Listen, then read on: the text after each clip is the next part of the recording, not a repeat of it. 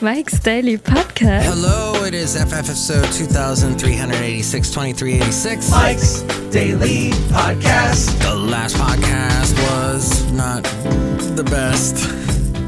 It was hard to get back into the saddle again. And I must confess, I had a lot going on. So just to even get a podcast out there that shows that yours is... Your will can be strong when you do these things. Mike's Daily Podcast. I must do a podcast. And then, try and do one daily, because that's the name of the Mike's program. Daily. It's got that little Podcast. adjective in there. Yeah! Telling me that I have to do this daily. But hey, life is interesting. And with a podcast that yours truly, Mike Matthews, tries to throw something out there that's not the same stuff you're hearing from everybody else. I don't use foul language, so I'm pretty family friendly. I am trying to help you with your life and the things going on in it. I am not a registered psychologist or therapist or nutritionist or violinist or panelist or pundit. I am just Mike.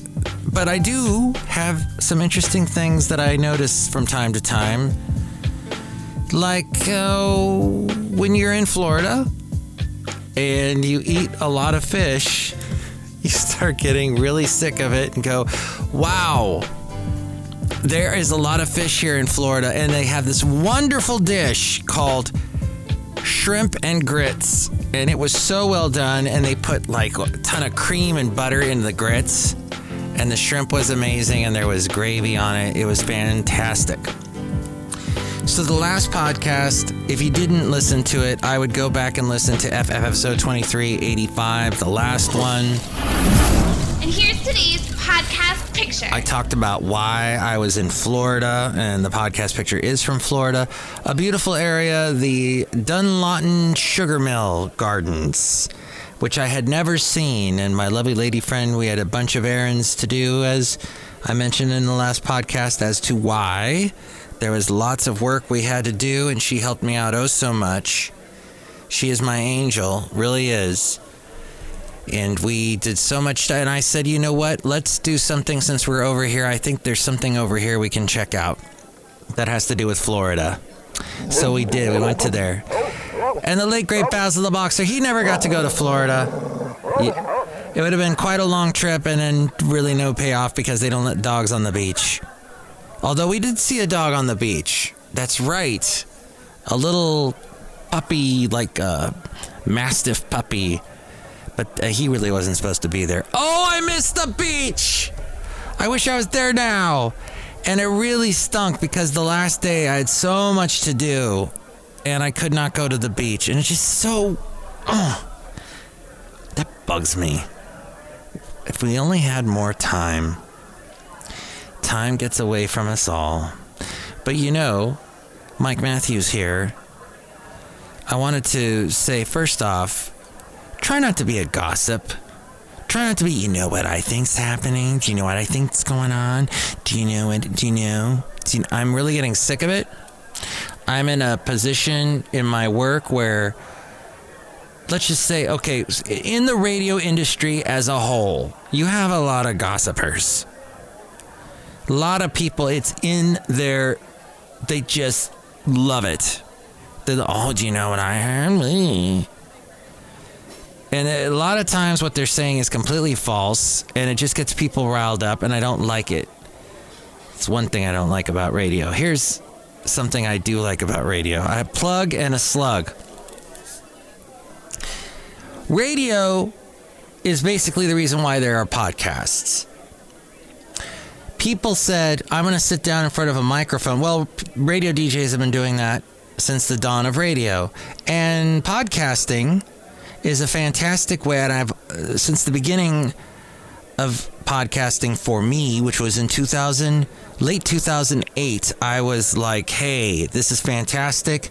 Because at this point, in 2008, the only voices you heard on the radio were like the Howard Sterns, the Rush Limbaughs, the Don Imuses. I'm like, what does the average person down the street want to talk about? And that could be interesting. And how about this other? And now it's just open wide up. It's huge. Now, does the average person who podcasts have that many listeners? Is everybody a Joe Rogan? No. But I know somebody, I talked to someone today who's going to launch his podcast sometime this week. And I'm looking forward to hearing what he does. But that's good. I'm all for creativity. I'm all for, look, I know I have said in the past that I cannot stand going to movie theaters. I cannot stand watching movies for the most part. And then right after I said that, I suddenly saw some fantastic movies. What was that one? Well, it was on Netflix. And it was about a real life. I think I really like the real life ones that have to do with people that you may not have known that they were basically, they faded away in history. But they're fascinating people, and someone who can make a movie out of that and be cinematography-wise, be cinematically beautiful. I'm all for that, and I find that fascinating, but I just get so down with all the remakes and the Marvel stuff that they've beaten that completely to a pulp. There's nothing left of it. Now we're in a multiverse world, and that Doctor Strange is going to be some mega crazy word verse and all these other verses. And it's not the Bible, it's just the multiverse and all these other things. And I'm just, too much. But there's some good stuff out there, and not all of it is meant to be horrifically violent. Good movies about people. I mean, that's the thing, is the violence sells, as we know, and all the other stuff that sells. What about some good human interest stories? But back to what I was talking about on the last podcast. Towards the end of the podcast, I was describing to you what happened 2 weeks ago tomorrow. Now, 2 weeks ago tomorrow would be Valentine's Day, just to clarify. And that was the worst day for me in a long time. Horrible day. And I basically had on that Monday and the Sunday before a panic attack. And I had not experienced that in quite a while. But as we go outside a cafe anyway, we're bringing Mike's Daily Podcast somewhere in Podcastro Valley. Podcastro Valley 10, the last place on earth, is where we are today. Cafe anyway. How can you regain control and end a panic attack? Well, during a panic attack, it can help to remember that these feelings will pass. And that's what I did. I kept saying, this is going to get better. It's going to get better. It's going to get better. Even though you don't really believe it, but you just got to keep saying it. These feelings they're feelings, and they will pass, and they will cause no physical harm, however scary it feels at the time. Try acknowledging that this is a brief period of concentrated anxiety, and it will be over soon. Panic attacks tend to reach their most intense point within 10 minutes of their onset, and then the symptoms will begin to subside. This according to medicalnewstoday.com. Deep breathing can help bring a panic attack under control. Panic attacks can cause rapid breathing and chest tightness. It can make your breath shallow. This type of breathing can make feelings of anxiety and tension worse. Instead, try to breathe slowly and deeply, concentrating on each breath.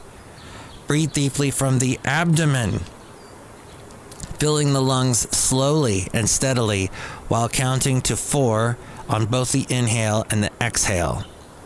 There's also something called 4-7-8 breathing, or relaxing breath. With this technique, the person breathes in for 4 seconds, holds the breath for 7 seconds, then exhales slowly for 8 seconds. 4-7-8. Now, it is worth noting that for some people, deep breathing can make the panic attack worse. In these cases, the people can try focusing on doing something they enjoy instead. This is so interesting that they point this out on medical news today. Music news today. Here's some music news.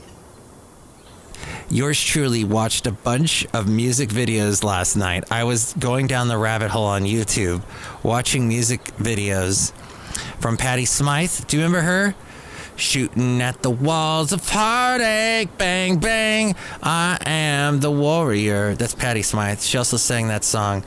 You know that sometimes love just ain't enough. I don't want to hurt you, but I'm not desert you. Baby, I just want to have it all. It makes us feel like thunder.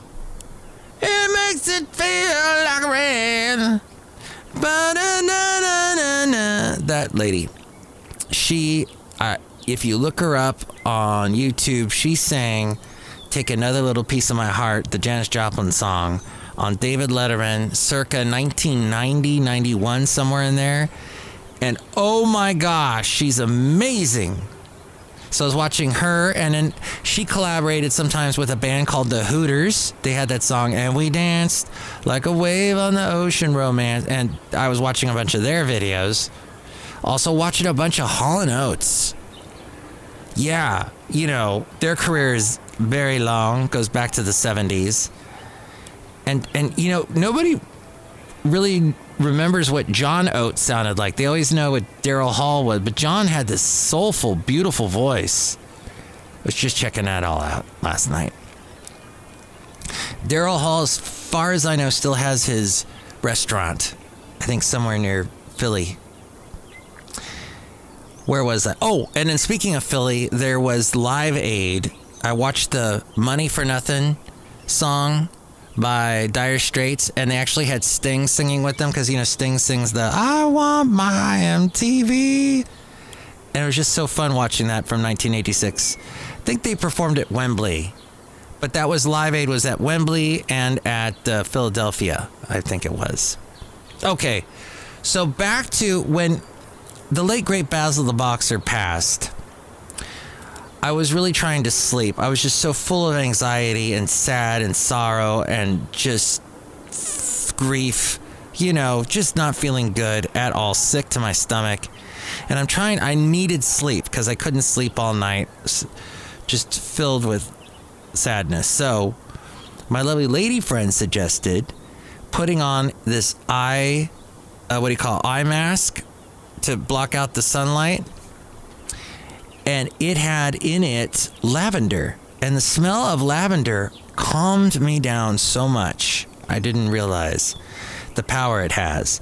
But a soothing scent can help relieve anxiety by tapping into the senses, helping the person stay grounded and giving them something to focus on.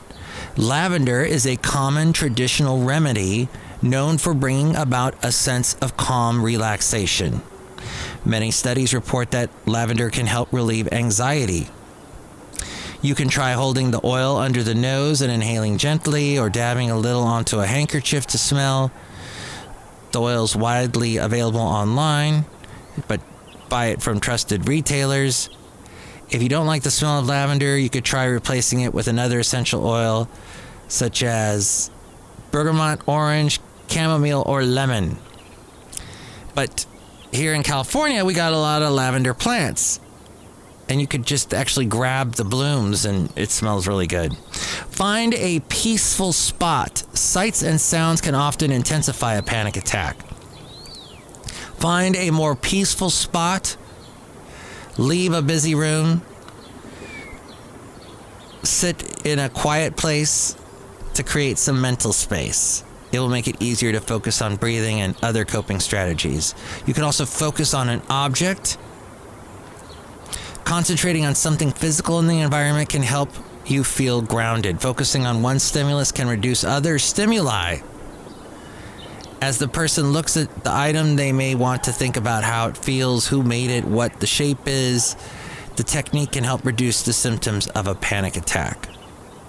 Oh, by the way, I heard an interesting saying yesterday. I don't know who the originator of the saying is, but it said, sentiment eventually gets replaced with sediment.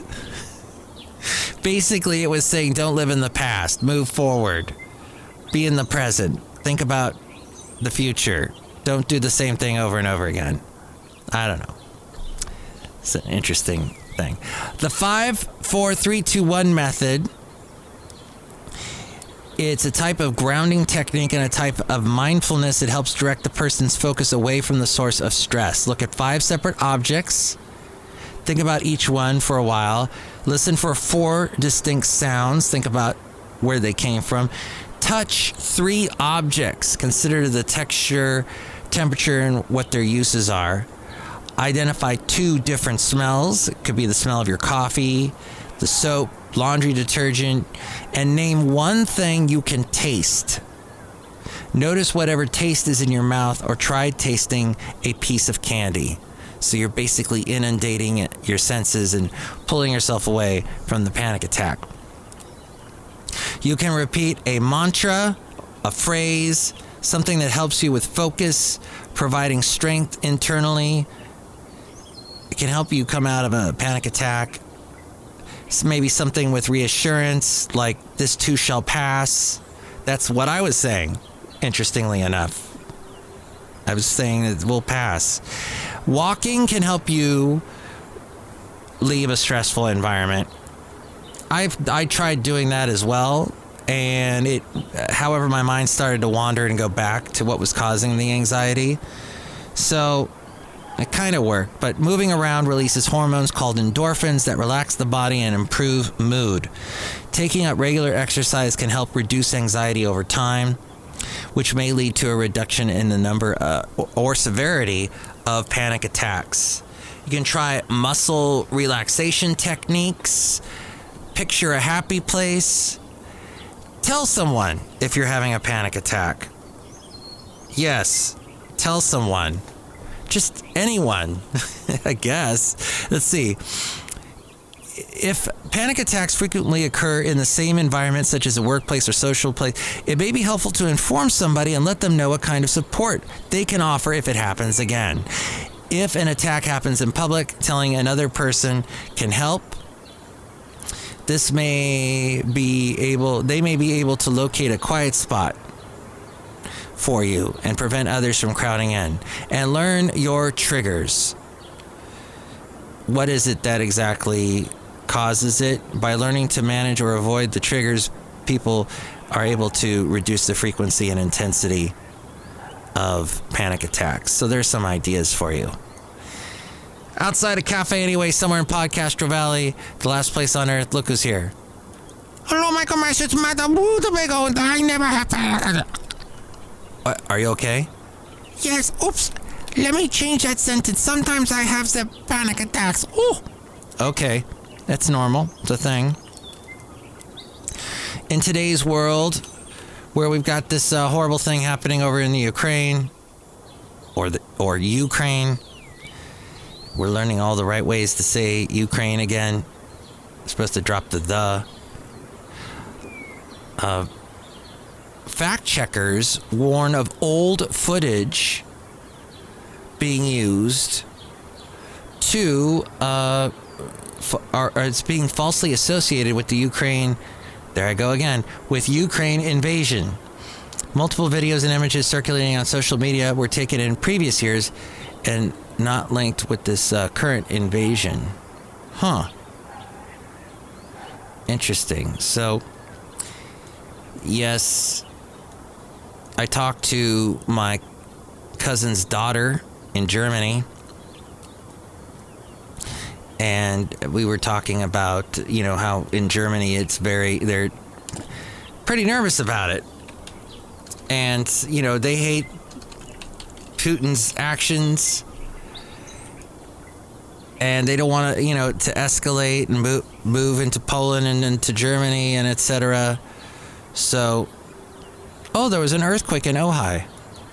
I used to live near there a couple years back and used to spend a lot of time there in Ojai. So, yeah, various fact checkers and journalists are reporting the authentic footage and images shared by journalists and local residents documented Russian invasions also identified mislabeled imagery. And it is, let's see, social media users are sharing a video of a 2015 warehouse fire in China and falsely claiming it shows a fiery explosion in Ukraine. How does this happen? Wow. A photograph circulating online of an injured girl is from 2018 and was taken during the Syrian war. Wow. A stock image described as showing a female Ukrainian soldier is circulating on social media, falsely claiming it is Olena Zelenska, the first lady of Ukraine. So just be careful. Just realize that is happening online. And you think, and be careful because you've got friends. People are more confident. It seems in today's world, wrong people are more confident than ever. People that have wrong information have for some reason, this confidence level. And they are able to persuade you or convince you of their misinformation. And therefore, you then spread the misinformation, and it goes on and on and on. Now, I got that from Reuters fact check, that information I just said. But yes, be very wary. People are a little too confident these days with what they see on the internet. And they don't fact check it, they don't verify. And it's easier than ever to take a photo from some other event and put it in. Now, is what is happening in Ukraine horrible? Yes. And there's probably horrific pictures from it. But I guess I point this out to say that there's a lot of that going on just for all news in general. And fact check is what I'm saying. Fact check. YouTube, I said fact check. So don't come at me and say he's spreading false information. Gosh. But thank you, YouTube, for doing that, because hopefully you are getting some of that false information out of our eyes, out of our ears, off your platform. So, to sum up, fact check everybody, even the people that sound really confident. Probably fact check them more than everybody else, because they're probably more wrong and they're trying to make it up with confidence. Hey, here's an interesting quote. Another quote I heard recently. Confidence, you're not born with it. It's not a trait. Confidence is not a trait, it is a habit. So you got to get in the habit of being confident if you are not confident. Just to say that. You should be confident. You can do it, is what I'm saying. I'm a cheerleader here. Look who else is here. Hello there, Mike. This is Valentino, the parking attendant. And this is Bison Bentley. Do you know that? Mike, we have all kinds of confidence day. Yeah, thanks for the confidence. Do you know that? You're welcome, Madame Rootabega. Do you have confidence? Yes. Do you like to go outside and then go to a restaurant when you go outside and eat inside now because you don't have to wear masks here in California? Yes. Do you have a mask that I can borrow and put it on top of my head? Because now all these masks are going to get thrown out and I can use them as hats. No. Well, it's just an idea I had. Put the masks over my bald head. It'll make me warmer. What are we going to do with all these masks that are gone? We probably should still be wearing them. But I just am happy that in some way, with the masks going away, that I'm so tired of seeing masks. You know, everybody complains, oh, when you wear a mask, I can't see your smile. I can't see your awful teeth. I can't see your crazy looking mouth. You had great looking eyes, but your mouth is all weird. But the thing that really bothers me is none of that. It is the fact that people throw masks on the ground and litter with them. And that has always bugged me, and I will be glad when that is done and people can go back to littering the ground with Burger King wrappers and empty drinks And Starbucks cups and all that. Next show, it'll be the wonderful Chely Shoehart, Floyd the Floorman, John Deere the engineer. Chime in about anything we covered today. 336MM daily. 3 plus 3 equals 6. MM is Mike Matthews. And daily as in what this podcast tries to be. I will try to bring you some podcasts this week. I'm hoping it's not too insane tomorrow. But I do have a lot of stuff to take care of, not only with work, but with my life. As from what I described in the last podcast. So wish me luck and chime in. Tell me what you think. And with more on how to contact me, it's A-Frame. Mike's Daily Podcast is written and produced and performed by Mike Matthews. His podcast is super easy to find. Download or listen to his show and read his blog at mikesdailypodcast.com. Email Mike now at mikesdailypodcast@gmail.com. See you tomorrow. Bye!